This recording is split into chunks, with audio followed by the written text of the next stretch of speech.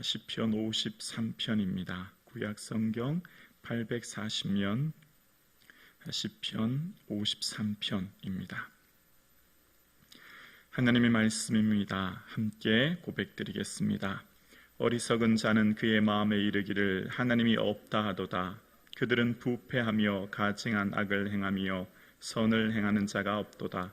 하나님이 하늘에서 인생을 굽어 살피사 지각이 있는 자와 하나님을 찾는 자가 있는가 보려 하신즉 각기 물러가 함께 더러운 자가 되고 선을 행하는 자가 없으니 한 사람도 없도다.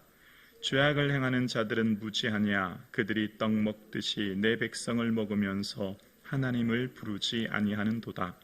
그들이 두려움이 없는 곳에서 크게 두려워하였으니 너를 대항하여 지친 그들의 뼈를 하나님이 흩으심이라. 하나님이 그들을 버리셨으므로 내가 그들에게 수치를 당하게 하였도다. 시온에서 이스라엘을 구원하여 줄 자 누구인가? 하나님이 자기 백성의 포로 된 것을 돌이키실 때에 야곱이 즐거워하며 이스라엘이 기뻐하리로다. 아멘. 예수님 더욱 사랑하시는 이 하루 되기를 주님의 이름으로 축복합니다. 아멘. 여러분, 어리석은 자가 누구일까요? 배우지 못한 사람, IQ나 두뇌가 좀 낮은 사람일까요? 그렇지 않습니다. 오히려 더 세계적인 학자들이, 무신론자들이 많은데요. 그런 무신론자들이 하나님은 어리석다라고 오늘 본문은 이야기합니다. 영국의 옥스퍼드 대학의 석자 교수인 리처드 돈킨스는 기독교는 유해한 망상이다. 하나님은 없고 모든 종교는 틀렸다. 그런 논지의 책을 많이 쓰죠. 1976년 이기적인 유전자에서 지구의 주인은 유전자이다. 인간은 유전자를 보관하고 운반하고 전송하는 생존 기계이다. 이런 논지의 책을 씁니다. 그는 왕립학회 문학상을 받은 학자였고요. 그는 노암 촘스키, 움베르크 에코, 그리고 리처드 돈킨스, 그는 세계 최고의 지성이라고 뽑힌 세계적인 학자, 영향력인 학자였습니다. 옥스퍼드 대학의 석자 교수인 그는 세계 최고의 지성으로 모두가 인정하는 학자였습니다. 그런데 그는 진화론적 사고를 가진 무신론자의 대표적인 학자였죠. 무신론자의 대표적인 생각은 진화론에 기초하는데 진화론은 모든 것을 물질로 보고 영적인 것을 인정하지 않습니다. 오늘 성경은 안타깝게도 세계 모든 사람들이 인정하는 세계 최고의 지성이라 할지라도 하나님이 없다고 하는 사람들은 어리석다라고 오늘 본문은 이야기합니다. 무엇을 말씀하려고 하실까요? 세계 최고의 지성은 그럼 뭐냐? 이 세상의 가장 최고의 지식이 뭐냐를 반문하는 거죠. 바로 하나님이 계심을 인정하는 사람이라는 거예요. 그러니까 우리의 삶과 우리의 자녀들, 우리 일생에 있어서 가장 붙잡아야 될, 놓치면 안 되는 절대적인 지식이 있는데 그것은 바로 하나님이 살아계심, 하나님의 주권, 창조주 하나님을 아는 것이야말로 이 세상에서 가장 귀한 지식이다. 그걸 오늘 본문이 이야기하는 거죠. 여러분, 시골 산골에서 6.25 전쟁으로 인해서 배우지 못한, 초등학교도 채 졸업하지 못한 시골의 할머니들, 그러나 예수 믿고 오랫동안 신앙생활하는 그분이야말로 주님 보시기에는 최고의 지성을 가진 학자라고 할 수 있는 거죠. 왜냐하면 다른 지식은 없어도, 다른 세계적인 권위 있는 지식은 없다 할지라도 예수 믿는 믿음이야말로 주님 보시기에는 가장 귀하기 때문입니다. 거기에 영생이 있고 그것이 진리이고 그것이 길이기 때문입니다. 오늘 함께 예배드리시는 사랑하는 성도님, 이 세상에 우리가 붙들어야 될 생명의 말씀, 하나님을 바라보고 인정하는 삶이 저와 여러분에게 있기를 주님의 이름으로 축복합니다. 오늘 본문 1절에 보면 어리석은 자는 그 마음에 이르기를 하나님이 없다 하도다. 그들은 부패하여 가증한 악을 행하며 선을 행하는 자가 없도다라고 이야기합니다. 어리석은 자는 그 마음에 하나님이 없다라고 본문을 이야기합니다. 여러분, 오늘 본문의 표제어는요, 다윗의 마스길입니다. 다윗이 경험한 교훈을 인도자를 따라 마할랏에 맞춘 노래, 마할랏은 그냥 음악 용어거든요. 그러니까 오늘 본문은 다윗이 경험한 교훈을 이야기하는 것을 온 이스라엘이 찬양하는 시로 만들어 주님을 찬양하는 거예요. 그러니까 이 오늘 본문의 내용은 무신론자들, 이방인들을 향해 하는 본문의 말씀이 아니에요. 겉으로는 하나님을 경외하고 경건하게 보이며 예배하고 제사하는 자들입니다. 그러나 속으로는 그 마음에 하나님을 인정하지 않고 하나님을 향해 거부하는 사람들을 말하는 거죠. 그러니까 겉으로는 예배하며 제사하며 마치 하나님께 경건한 모습으로 살아가지만 그 속은 전혀 하나님의 주권을 인정하지 않는, 하나님과 아무 상관없는 삶을 살아가는 사람들을 향해 말하는 거예요. 그래서 오늘 본문의 1절의 후반절에 그들은 부패하다는 겁니다. 하나님을 향해 없다고 하는 사람들의 특징은 그 마음이 부패하다는 겁니다. 마치 노아 시대에 온 땅이 하나님 앞에 부패하여 포악함이 가득한 것처럼 그런 삶을 살고 있다는 거예요. 여러분, 교회를 다니는 사람과 예수 믿는 사람은 다른 거 아시죠? 교회 다니는 사람은 교인일 뿐이에요. 그러나 예수 믿는 사람은 성도입니다.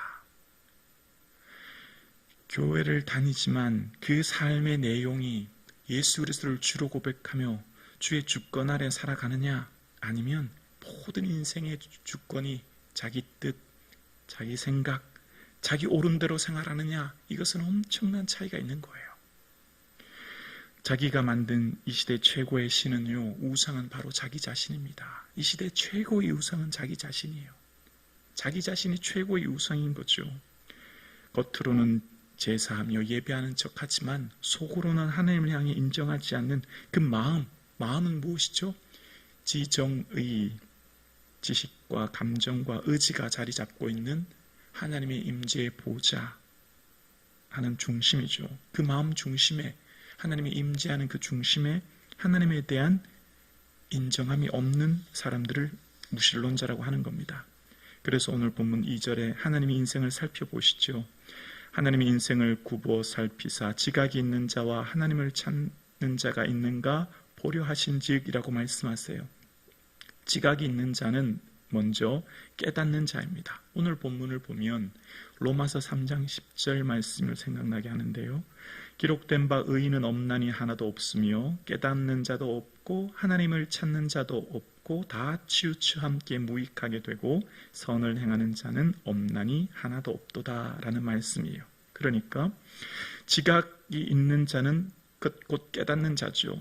하나님이 어떤 분인 자를 깨닫고 하나님을 인정하는 삶을 사는 사람이에요. 그리고 이 지각 있는 사람은 또한 지혜로운 자임을 알 수 있습니다. 세번역 성경은 이 지각 있는 자를 지혜로운 사람으로 번역했는데요. 여러분, 지혜로운 사람은 어떤 사람일까요? 솔로몬의 말처럼 듣는 마음이 있는 사람이죠. 하나님 말씀을 듣는 사람이죠. 그러니까 하나님을 마음을 듣고 하나님의 뜻을 듣고 하나님 마음에 헤아리는 사람은 어떻게 살아갈까요? 하나님을 찾는 자로 살아가는 겁니다. 하나님께서는 하나님을 찾는 자를 만나주시죠. 전심으로 나를 찾고 찾으면 만나리라 말씀하신 예레미야 29장 말씀처럼 하나님을 찾는 자는 주님 만나주세요. 반대로 하나님은 또한 어떤 자를 찾으실까요? 하나님이 이 시대 찾으시는 사람 어떤 사람일까요? 바로 영과 진리로 예배하는 자죠. 하나님을 온전히 찾고 구하는 우리의 삶에 예배하는 자를 주님은 오늘도 찾고 계시죠. 그런데 이사야 선지자에 보면 너희 무수한 재물이 내게 무엇이 유익하뇨? 나는 순양의 번제와 살찐 짐승의 기름에 배불렀다. 너희가 내 앞에 보이려 오노니 누가 이것을 너희에게 요구했느냐? 내 마당만 밟을 뿐이니라 말씀하세요. 하나님이 찾으시는 예배는, 진정한 예배자는 외형적으로 많은 번제물을 드리고 소와 양을 드리는 그런 제사를 기뻐하는 분이 아니라는 거죠. 그건 그냥 보이려 온다는 것뿐이죠.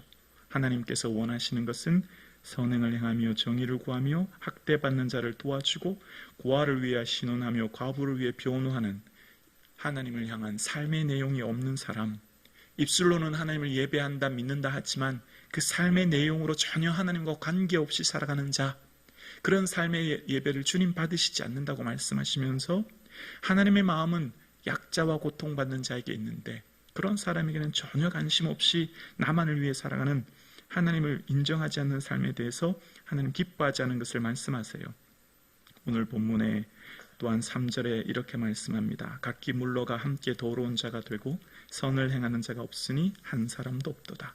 하나님 보시기에 더러운 자가 되어 하나님을 찾는 자가 없다 말씀하시면서 악인들의 특징을 4절부터 4절 5절에 말하는데요. 4절 5절에 보면 죄악을 행하는 자들은 무지하냐, 그들이 떡 먹듯이 내 백성을 먹으면서 하나님을 부르지 아니하는도다. 그들이 두려움이 없는 곳에서 크게 두려워하였으니 너를 대항하여 진친 그들의 뼈를 하나님이 흩으심이라. 하나님이 그들을 버리셨으므로 내가 그들에게 수치를 당하게 하였도다. 그들이 떡 먹듯이 내 백성을 먹는다라는 표현은 하나님이 귀하게 여기는, 하나님이 사랑하는 사회적 약자를 향해서 공격하여 수탈하는 것을 말하고요. 그래서 공동체가 고통당하는 것을 말하는 겁니다. 그래서 그 악인들의 특징을 5절에 이야기하는데요. 두려움이 없는 곳에서 크게 두려워한대요. 그러니까 하나님이 없는 사람들의 특징은요, 불안, 두려움, 공포라는 거예요. 근거와 실체가 없어요. 두려움이 없는 곳에서 두렵다는 거예요. 삶의 모든 모습들에 아무런 문제가 없는데도 끊임없이 내면에 일어나는 두려움으로 인해서 그 삶이 고통 가운데 살아가고 있음을 이야기하는 거예요. 무신론자들, 하나님이 없다고 하는 사람들의 그 마음에는 공허, 불안, 두려움 속에 살아가고 그 마지막 또한 그 고통 가운데 마지막 삶을 맞이하게 되죠. 그러나 우리는 매일매일 하루하루 살아갈수록 오늘 하루를 살아가면 또한 하루만큼 하나님 나라에 가까웠고, 아멘이시죠? 하루를 산 만큼 주님을 더 빨리 만날 수 있고, 마지막 순간 죽음은 천국으로 가는 문이기에 그것이 바로 영광스러운 날이고, 아멘이시죠? 우리는 죽음과 삶의 경계가 특별하게 없는 것이죠. 그날이 곧 영광의 날입니다.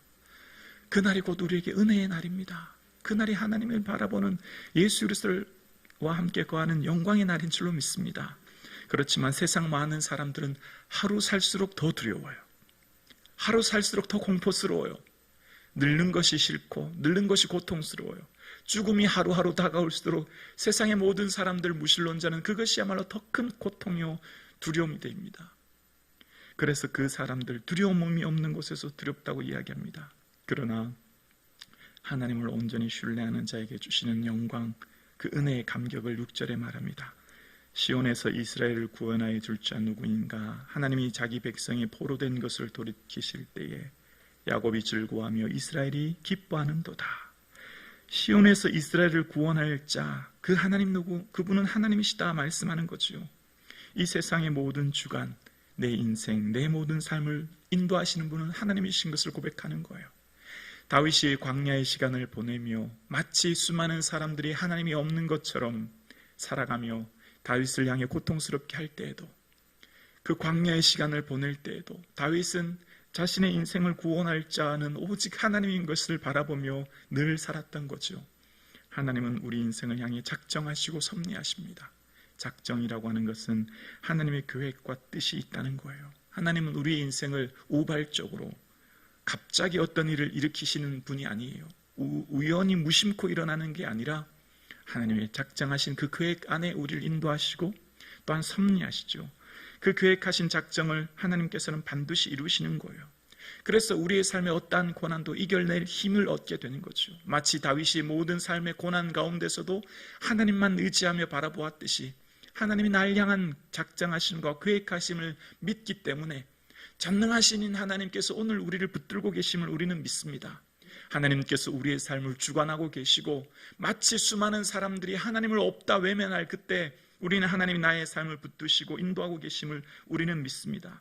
그래서 매 순간순간 어떠한 고난과 어려움이 와도 하나님이 우리를 구원하여 주시고 우리를 인도하여 주시고 하나님 함께해 주심을 믿기에 이 하루도 승리할 수 있는 저와 여러분 될 수 있기를 주의 이름으로 축원합니다.